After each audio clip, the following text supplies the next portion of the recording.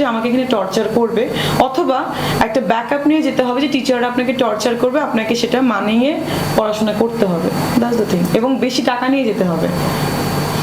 সরকারিতে মনে করেন আপনার পলিটিক্স করতে হবে, না হলে পারবেন না। আর প্রাইভেটে টাকা নিতে হবে এবং পলিটিক্স করতে হবে, যেটা আমি করেছি। আমি আমাকে এক্সাম্পল দিয়ে আমি কথাগুলো বলেছি। আমি টিচারদের নিয়ে তো আমি আসলে বললে আমার মানে তাদের দৃষ্টিতে আমি খারাপ।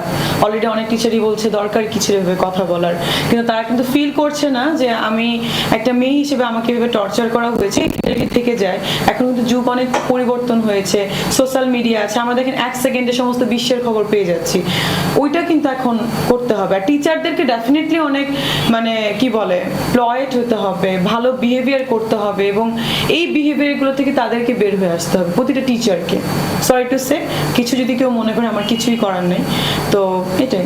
আমাকে তো অনেক টিচার বলছে যে মেয়েটা বেয়াদবি করে এগুলো